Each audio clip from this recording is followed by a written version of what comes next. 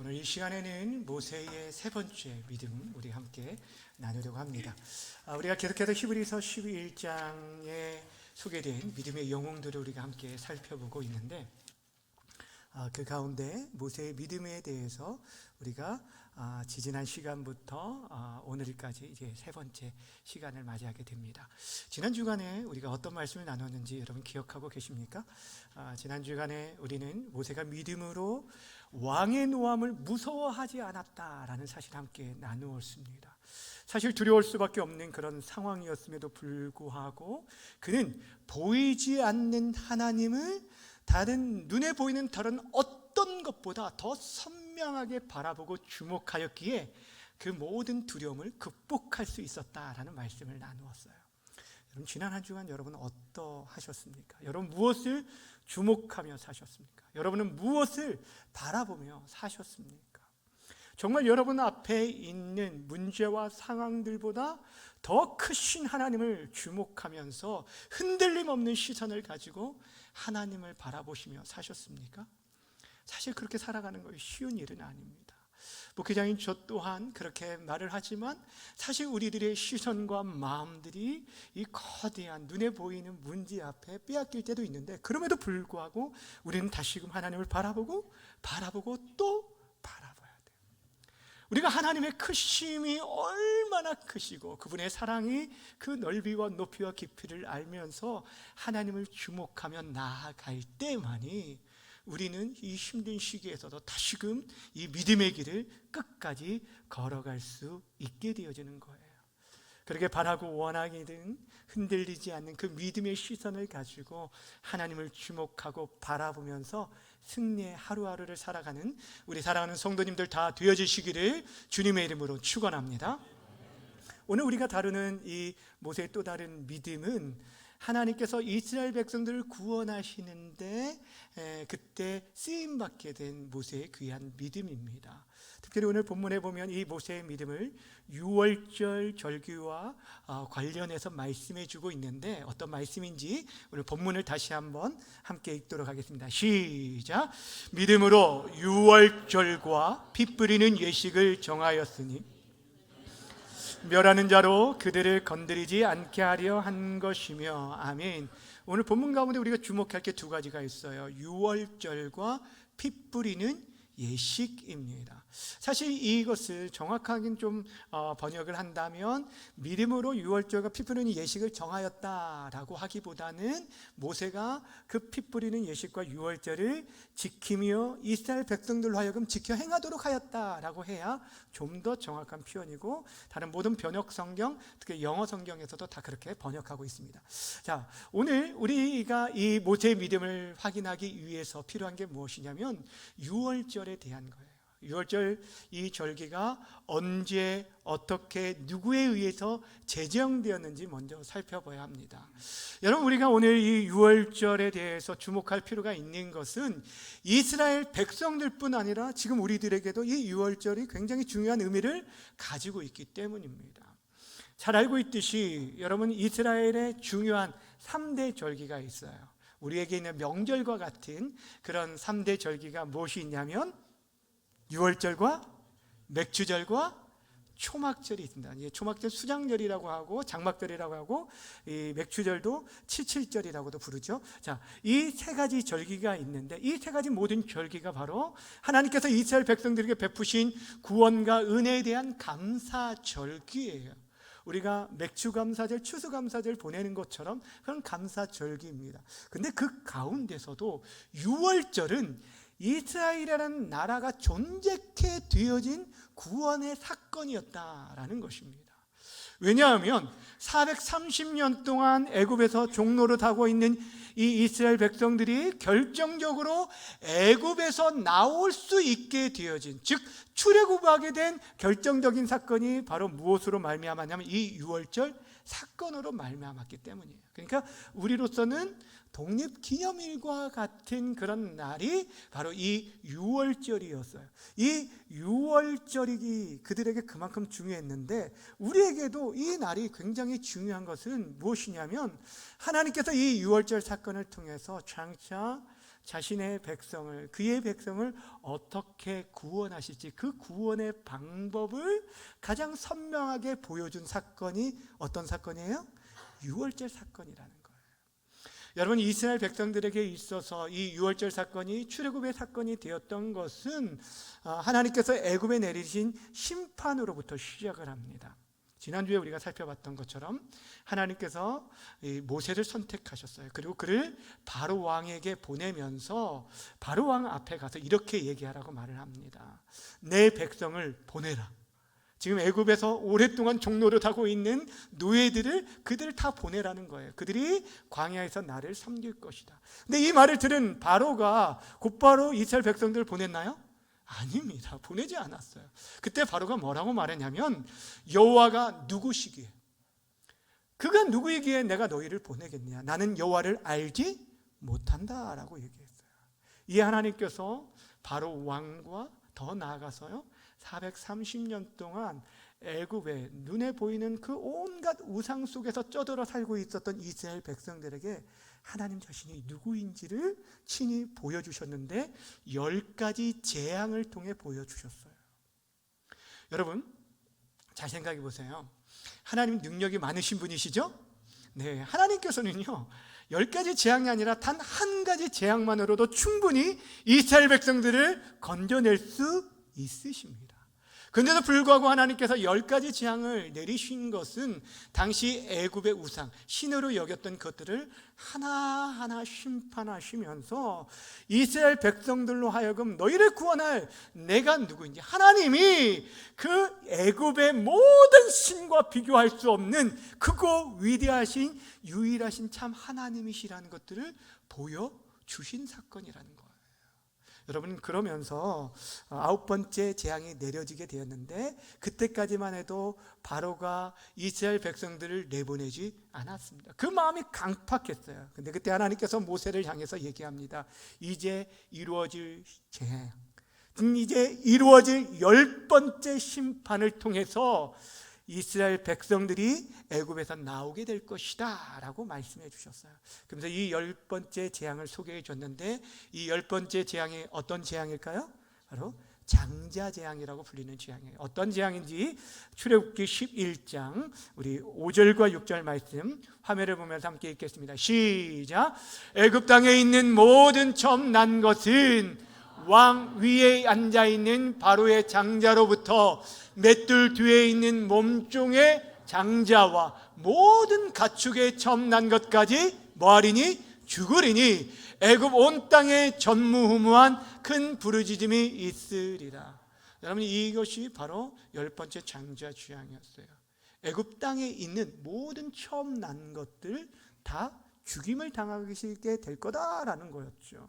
그러니까 하나님의 심판에 대해 선포했는데, 그런데 그 심판 가운데 그 땅에 있던 이스라엘 백성들을 구원하시기 위해서 하나님께서 마련해 주신 한 가지 구원 방법이 있었어요. 그것이 바로 유월절 예식이었습니다.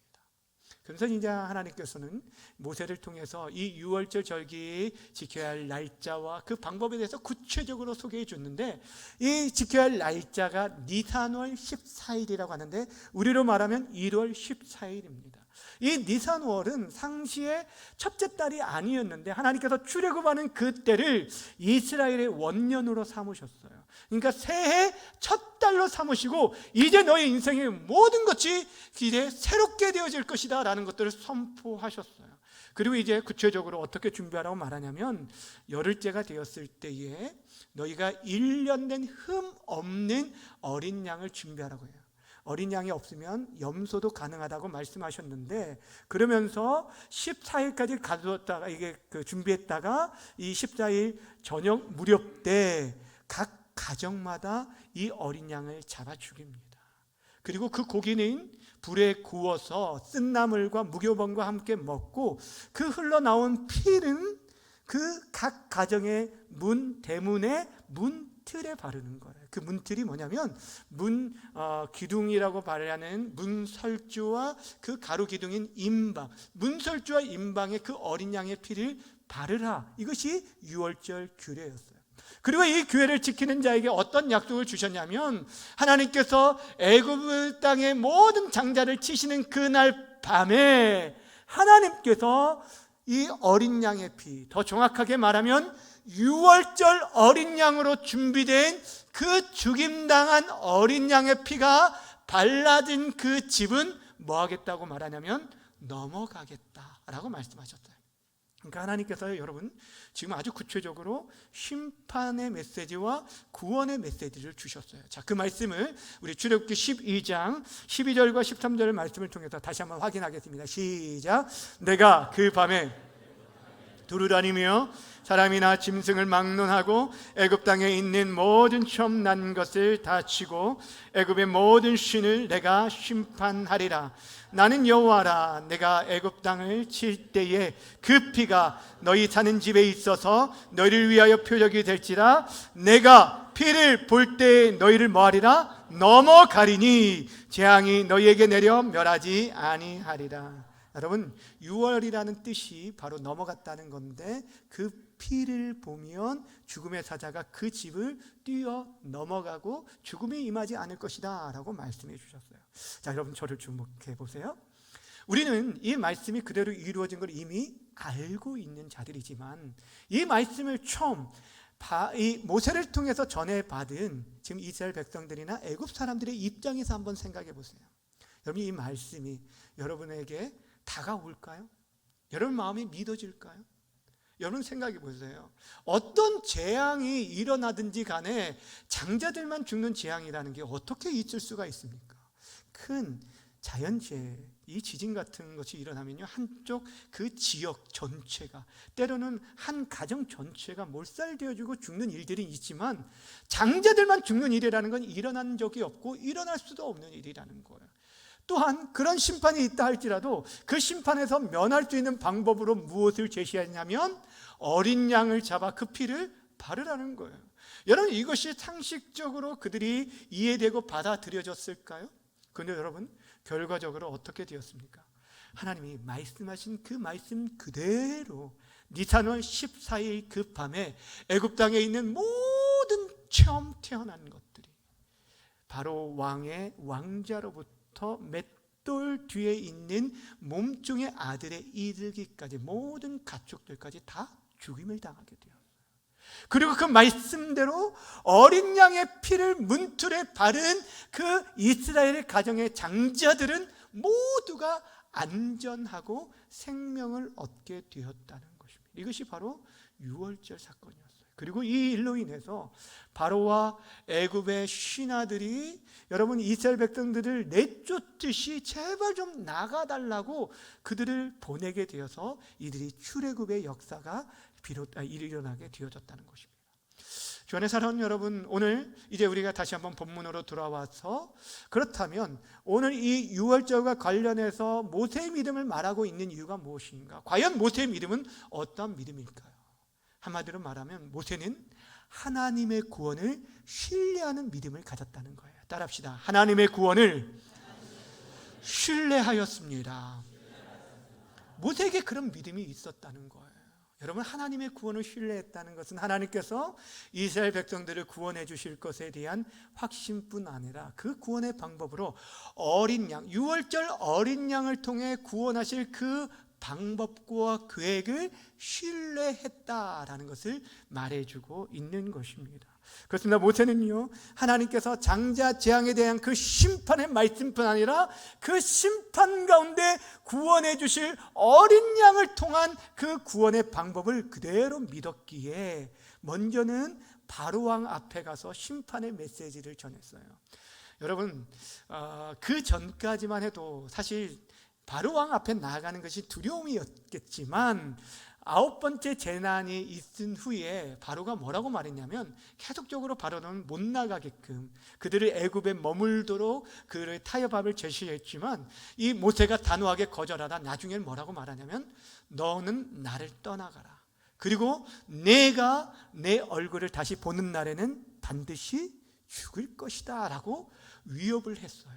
그런데도 불구하고 지금 하나님의 말씀을 가지고 그 앞에 다시금 가서 내가 10번째 재앙을 너에게 전한다라고 전한 거예요. 왜 그랬을까요? 하나님의 심판이 반드시 일어날 것을 믿었고 이 심판을 통해 이스라엘 백성들은 구원받을 것을 믿었기 때문에 나아갔던 것입니다. 더 나아가 하나님이 그 심판 가운데 유월절 어린 양을 통해서 구원해 주실 것을 온전히 믿고 신뢰했기 때문에 이스라엘 백성들에게도 그대로 준비하고 행하고 지키도록 명한 거예요. 그래서 이스라엘 백성 그 장로들을 청하여서 모아놓고 이렇게 얘기합니다. 출애굽기 12장 21절 함께 읽습니다. 시작. 그들에게 이르되 너희는 나가서 너희의 가족대로 어린 양을 택하여 유월절 양으로 잡고 하고 이제 그 뒤에 쭈쭈쭈 이게 자세하게 설명해 주고 있습니다. 네, 여러분 이 모세가 지금 여러분 바로왕 앞에 가는 것도 사실 두려운 일이었지만 이스라엘 백성들 앞에 나아가서 말하는 것도 사실 쉬운 일은 아니었습니다. 여러분 한번 생각해 보세요. 모세를 통해서 크고 놀라운 일들이 일어나곤 있지만 아직까지도 그들이 애굽 땅에서 벗어났습니까? 벗어나지 못했습니까? 벗어나지 못했어요. 바로가 계속적으로 그들을 보내지 않았어요. 그러니 이 10번째 이 재앙에 대한 말을 들어도 진짜 우리를 보내줄까라는 그런 의구심이 있을 수 있었을 거예요. 더군다나 지금 모세가 바로 왕 앞에 나아감으로 인해서 이스라엘 백성들의 삶은 더 곤고해졌습니다. 더 고된 노동에 시달려야 했다라는 것입니다. 그들은 여전히 노예 상태고 벗어나지 못한 그런 상태였는데 이번에 주어진 메시지는 그들에게 희생이 요구됩니다. 노예 형편에서 구입하기가 굉장히 값비싼 어린 양을 각 가정이 준비해야 하고 그것을 잡아먹고 끝나는 것이 아니라 그 피를 바르라는 말씀이었어요. 그러니 이 말에 대해서 회의감을 느끼고 또 부정하는 그런 이스라엘 백성들도 분명 있었을 거라는 거예요. 근데 여러분 모세는요 구원이 오직 하나님의 말씀을 통해 그분의 계획과 그분의 방법대로 순종할 때만이 이루어진다는 것을 철저히 믿었기 때문에 그들에게 가감없이 그 말씀 그대로 전해 주었다라는 거예요. 사랑하는 여러분, 오늘 이 모세의 믿음을 통해서 우리가 확인해야 할 게 바로 여기에 있어요. 구원 얻는 믿음이라는 것은 다른 게 아니에요. 우리를 구원하시기에 작정하시고 우리 모든 구원에 계획하시고 그것을 친히 실행하시고 그 모든 방법들을 제시해 주신 하나님의 뜻과 계획과 방법에 전적으로 순종하는 자가 구원을 받게 되는 거예요. 여러분 이것은 그 성경에 전체적으로 이것을 말하고 있는데 특별히 구약 성경에 보면 하나님께서 이러한 방법을 통해서 우리를 구원해 주실 것들을 여러 차례에서 말하고 있습니다. 여러분 노아 홍수 심판 가운데 하나님께서 그 심판 가운데 노아와 그의 식구들을 구원하시기 위해서 무엇을 짓도록 만들으셨습니까? 방주를 짓게 하셨고 방주를 사람들이 볼 때 굉장히 어리석어 보이죠. 근데 이 방주를 짓게 하는데 이 방주를 만든 것은 이 노아의 아이디어가 아니라 누구로부터 온 거예요? 하나님으로부터 왔다는 거예요. 하나님께서 계획하시고 그 모든 것들을 말씀하시면서 이 방주 안에 피하는 자가 살 것이다 라고 말하고 그 말씀에 순종하여 방주에 들어간 자만이 구원을 받게 된 거예요. 또 한 가지 예를 들면 여러분 광야 시대의 불뱀 사건 기억하십니까? 안 나셔도 어쩔 수 없지만 기억을 좀 돌이켜 보세요. 여러 차례 말씀을 드렸는데 여러분 이 이스라엘 백성들이 광야에서 하나님께 원망으로 말미암아 불뱀이 나와서 이 백성들을 물므로 죽게 되어진 사건이 일어나게 됐어요. 근데 그때 모세가 무엇을 만들었냐면 구리, 놋으로 뭘 만들었어요? 뱀 모양을 만들고 그것을 장대 높이 위에 달아서 모든 사람들이 쳐다볼 수 있도록 높이 달아서 그 높이 들고 나서 하나님의 메시지를 전했어요. 하나님의 메시지 뭐냐면 이 놋뱀을 쳐다보는 자마다 살 것이다. 그 말을 전하게 되어진 거예요. 야, 여러분, 자, 이 놋뱀을 만들고 또 그 모든 것들을 고아내는 것이 모세를 통해서 이루어진 게 아니었습니다. 죄악의 심판 가운데 하나님께서 그들에게 살 길을 열어주시고 계획하시고 그 방법을 제시해 주신 거예요. 그리고 이 노뱀을 쳐다보는 자마다 살 것이라고 누가 말했냐면 하나님께서 주신 말씀이었어요. 그리고 모세는 그것을 그대로 전했어요.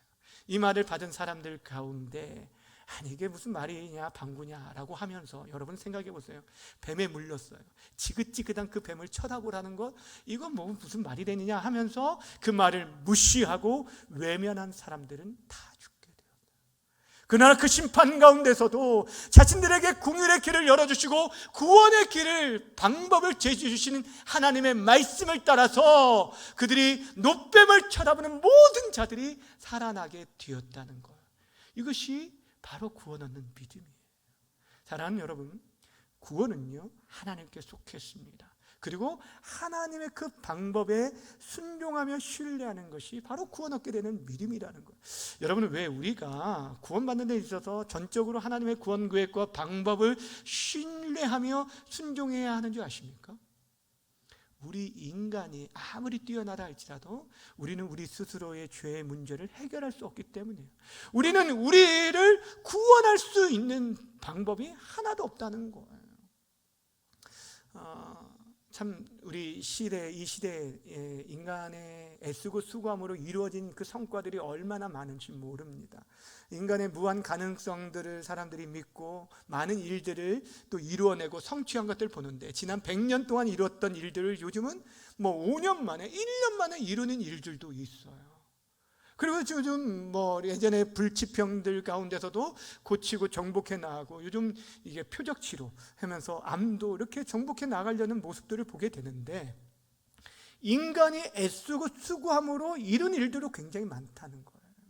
여러분이 정말 애쓰고 수고하면 우리의 인격도 고양시킬 수 있고요. 또 우리가 건강을 잘 유지하면 100세까지 건강을 또 유지할 수도 있습니다. 또 나이가 들어도요, 여러 것들을 우리가 배우고 섭렵할 수도 있어요. 애쓰고 노력해서. 그런데 여러분, 아무리 애쓰고 수고해도 이룰 수 없는 게 있는데 그것이 바로 우리 인간의 구원 문제예요. 구원의 문제는 우리가 애쓰고 수고한다고 되는 게 아니에요. 만약 내가 내 수고와 내 노력으로 구원을 이루려고 한다면 마치 늪에 빠진 사람이 그 늪에서 빠져나오기 위해 발버둥 치는 것과 같아요. 오히려 더 깊이 빠져들 수밖에 없어요. 여러분, 그곳에서 구원받기 위해서는 그 외부에서 우리를 위한 도움의 손길이 있을 때 그것을 붙잡고 나올 수 있는 거예요. 마찬가지로 죄인된 인생에 구원받기 위해서는 죄 없으신 하나님의 구원을 통해서만 우리가 구원을 받을 수 있다라는 것입니다. 오늘 모세의 믿음을 통해서 보여준 것이 바로 이것입니다. 우리가 앞에서 유월절 사건이 우리에게도 중요한 사건이라고 말씀드렸던 것은 이 구원 계획을 통해서, 구원 방법을 통해서 하나님께서 장차 우리를 어떻게 구원해 주실지 아주 선명하게 보여주셨어요. 그래서 이 구약의 유월절 사건을 그림자라고 말하고, 그림자보다 더 중요한 게 뭘까요? 실체죠. 신약의 실체로 오신 분이 바로 예수 그리스도십니다.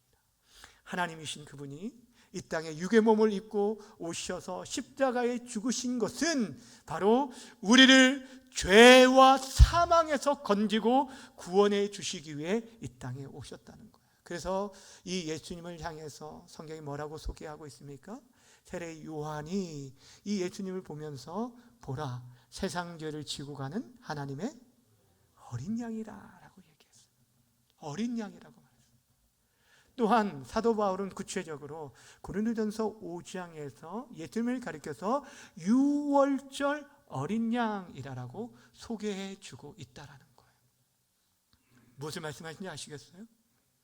여러분, 지금 유월절 어린 양이 죽어지고 그 피가 그 집에 발라짐으로 인해서 이스라엘 백성들이 출애굽되고 구원을 받았던 것처럼 죄인된 우리 인생들이 예수 그리스도의 십자가의 보혈로 말미암아 우리가 죄사함을 받고 구원받을 것들에 대해서 우리에게 이미 말씀해 주었다라는 것입니다.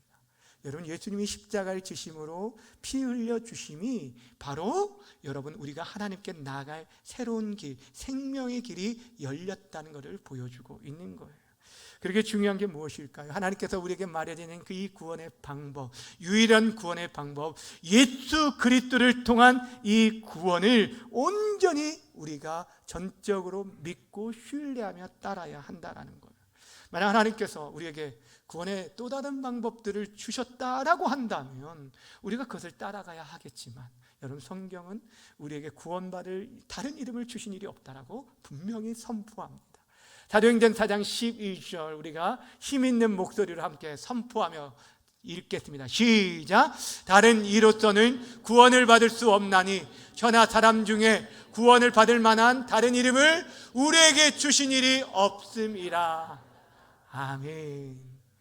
예수님께서도 친히 자신을 향해서 이렇게 말씀합니다. 요한복음 14장 6절에 내가 곧 길이요 진리요 생명이니 나로 말미암지 않고는 아버지께로 없다. 아버지께로 갈 자가 없다라는 거예요.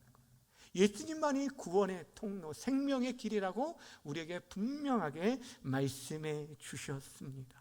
사랑하는 여러분, 그러게 우리가 누가 뭐라 해도 영원히 변하지 않는 이 계시의 완성된 하나님의 말씀, 성경에서 말씀하는 유일한 구원자 예수님만을 믿고 신뢰하며 따라야 돼요. 그 길 외에 구원의 길이 없다는 것입니다.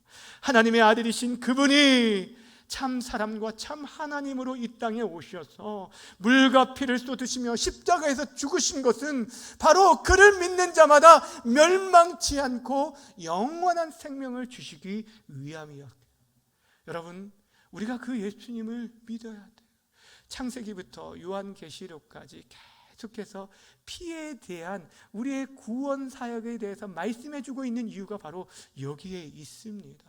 여러분, 창세기에 처음에 3장에서부터 여러분 가죽옷을 입히실 때에 희생 제물을 등장하고, 창세기 22장에 이삭이 대신하여서 순양이 죽게 되어진 대속 죽음에 대한 얘기를 하고 있는 것 쭉 계속적으로 말하고, 여러분 계시록에 가면은 하나님을 찬양하는 그 백성들을 향해 뭐라고 소개했냐면 그들이 어린 양의 피로 옷을 빤자라라고 얘기하고 있어요.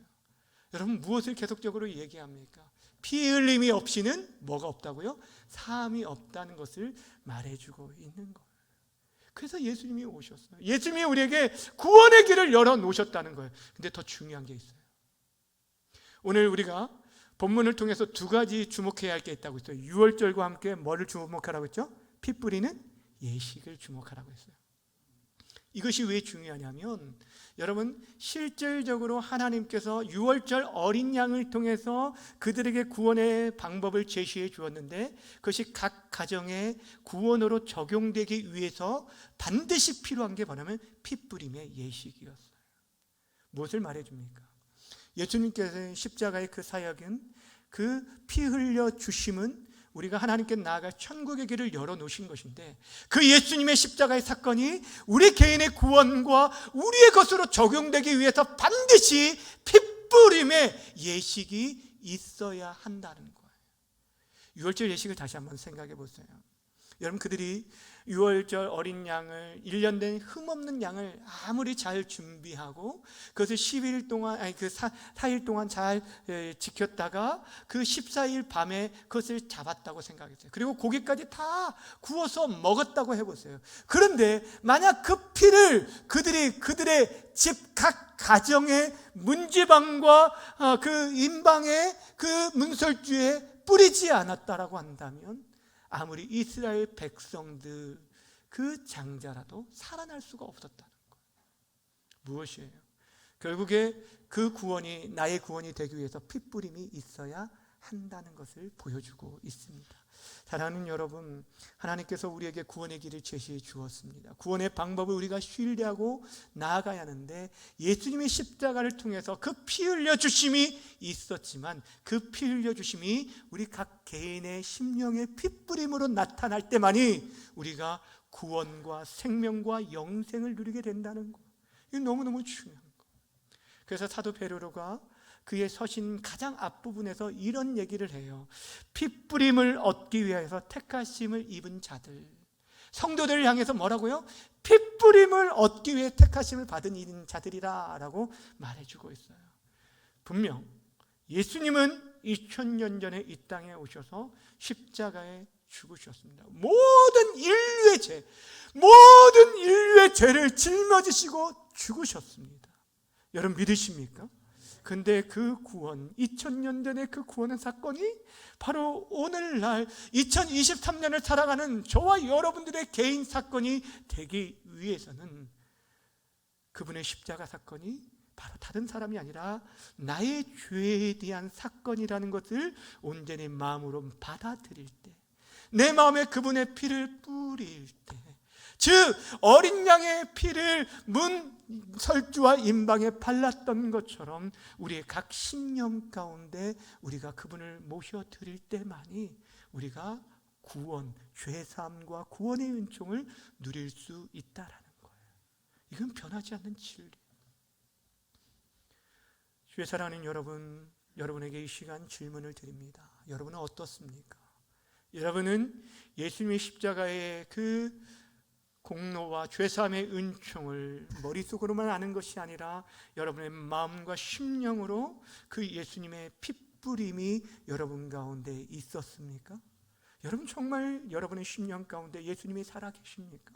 그분을 나의 주, 나의 하나님으로, 나의 온전한 구원자로 여러분 믿고 신뢰하고 있습니까? 사랑하는 여러분, 사도 바울이요 고린도 성도들에게 이런 권면의 말씀을 했어요. 고린도 후서 13장 5절 말씀인데 우리 함께 읽어보도록 하겠습니다. 시작.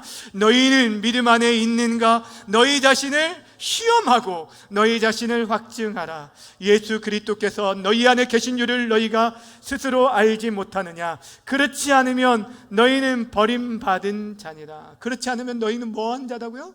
버림받은 자라고. 여러분 지금 무엇을 물어보고 있는지 아세요? 점검해 보라는 거, 시험해 보라는 거예요. 여러분 안에 지금 누가 있는지, 예수님의 보혈이 있는지 점검해 보라는 거, 확인해 보라는 거예요. 이것이 너무너무 중요하다는 거예요. 여러분 지금 바울이 믿지 않는 사람들에게 말하고 있는 게 아니잖아요.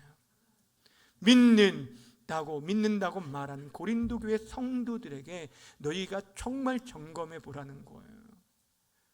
아무리 겉으로 수십 년 동안 교회에 왔다 갔다 하고 머릿속으로 알고 있다고 하더라도 그 예수님의 나의 주님으로 온전히 믿지 못한다면, 십자가의 사건을 나의 사건으로 받아들이지 못한다면 우리가 구원을 얻지 못한다면 버림받은 자가 된다라고 말하고 있는 거예요. 여러분 앞에 서 있는 목사가 두려운 것 중에 하나가 무엇인지 아십니까? 우리 성도들 가운데, 이 자리에 함께 예배하는 우리 성도들 가운데 한 사람이라도 이 구원의 은총을 누리지 못하는 자가 있을까 하는 그런 두려움이 가끔 있어요. 사랑하는 여러분, 여러분 자신 안에 지금 누가 계시는지, 여러분 안에 정말 핏부림의 예식이 있는지 점검해 보시길 바랍니다. 그리고 이 질문 앞에서 여러분 정말 머뭇거림이 없이 내 안에 살아계신 주님이 나와 함께합니다. 나는 그분을 나의 인생의 주와 그리스도로 믿고 고백합니다 라고 정말 자신 있게 고백함으로 흔들리지 않는 믿음으로 살아가는 우리 모든 성도님 되시길 주님의 이름으로 축원드립니다. 사랑하는 여러분, 오늘 우리는 모세의 또 다른 믿음, 하나님의 구원을 전적으로 신뢰하는 믿음을 함께 살펴보았습니다. 믿음은 우리에게서 나는 것이 아닙니다. 믿음 또한 구원은 우리에게서 비롯된 것이 아닙니다. 하나님으로부터 비롯됩니다. 하나님께서 우리를 구원하시길 작정하시고 또 우리를 선택하시고 우리의 모든 계획들을 계획하시고 예수 그리스도를 통해서 그 모든 일들을 이루셨습니다. 그런데 그 주님을 우리들이 지금 믿고 우리가 섬길 때만이, 예수님을 나의 구주로 받아들일 때만이, 여러분의 핏부림이 있을 때만이 마지막 때 그 심판의 날에 패스오버, 유월절의 역사를 우리가 경험하게 되어질 것입니다. 그런 은혜가 정말 여러분의 인생과 특별히 여러분의 가정 가운데, 여러분의 자녀 가운데 그런 은혜와 개인적인 고백이 있음으로 말미암아 이 땅 남은 시간 가운데 흔들리지 않고, 여러분이 정말 주저하지 않고 믿음의 확신, 구원의 확신을 가지고 담대하게 주님 오실 때까지 주님의 나라를 소망하며 살아갈 수 있는 우리 모든 성도님들 다 되시기를 주님의 이름으로 간절히 축원합니다. 이 시간 우리 함께 찬양하고 기도하도록 하겠습니다. 우리 보좌 앞에 모였네. 우리 예배 전에 함께 찬양했던 찬양인데 그 가사 가운데 이런 가사가 있어요. 구원하심이 보좌에 앉으신 우리 하나님과 누구에게 있다고요? 어린 양 되신 예수님께 있도다. 구원하심이 하나님과 어린 양께 있음을 고백하면서 그 주님이 내 안에 오셔서 나를 새롭게 하시고 온전케 하여 주시도록 이 시간 우리 믿음으로 함께 고백하며 나아갑니다. 우리 보좌 앞에 모였네. 우리 보좌 앞에 모여 함께 주를 찬양하며 함께 주를 찬양하며 하나님의 사랑 그 아들 주셨네. 그의 피로 우리 구원받았네. 아멘. 십자가에서 쏟으신 그 사랑 강같이 온 땅에 흘러 강같이 온 땅에 흘러 각 나라와 족속 백성 방언에서 구원받고 주 경배드리네.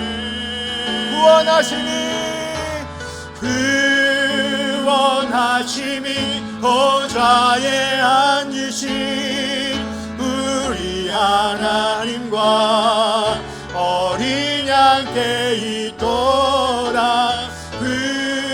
구원하심이 보좌에 앉으신 우리 하나님과 어린 양께 구원하심이 보좌에 앉으신 구원하심이 보좌에 앉으신 우리 하나님과 어린 양께 있도다.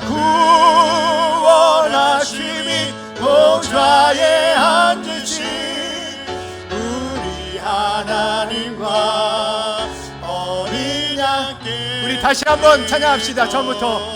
우리 보좌 앞에 모였습니다. 우리 보좌 앞에 모였네. 함께 구원하신 주님을 찬양하며 함께 주를 찬양하며 하나님의 사랑 그 아들 주셨네. 그의 피로 우리 구원받았네. 십자가에서 쏟으신 이 사랑이 열방에 흘러가고 있습니다. 강같이 온 땅에 흘러 각 나라와 족속 백성 방언에서 구원받고 주 경배. 우리 두 손을 높이 들고 구원하심이 보좌에 앉으신 구원하심이 보좌에 앉으신 우리 하나님과 어린 양께 있도다. 어린 양께 있도다.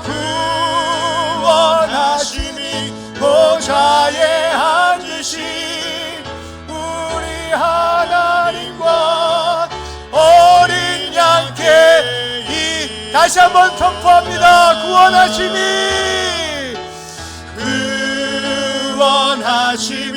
보좌에 앉으신 우리 하나님과 어린 양께 있도다. 구원하심이 보좌에 앉으신 우리 하나님과 어린 양께 있도다. 이 시간 우리 함께 기도하며 나아갔으면 좋겠습니다. 그렇습니다. 여러분, 구원하심이 우리 하나님께 있습니다. 하나님이 우리를 구원하시기에 독생성자 예수님을 보내주시고 십자가에 죽기까지 내어주셨다. 이것이 하나님의 사랑입니다. 그 하나님의 사랑을 여러분 마음껏 받아들이시고 예수님의 십자가가 나의 죄로 인함임을 여러분 선포하시길 바랍니다. 그 은혜가 지금도 강같이 흘러가는데 온 열방의 이 지구촌 가운데 이 140년 전에 이 조선 땅에, 흑암의 땅에, 이 조선 땅에 임하여서 이 복음으로 말미암아 이 대한민국 이렇게 성장하고 은혜 가운데 우리가 거하게 됐는데, 이 구원의 은혜가 주의 보혈의 능력이 우리의 각 가정에, 우리의 자녀들의 삶 가운데 임할 수 있도록 도와주시고, 주 어린 양 되신 예수님으로 말미암아 생명의 은혜를 우리가 누리며 살아갈 수 있게 달라고 이 시간 주여 한번 부르고 함께 기도하며 나아갑니다.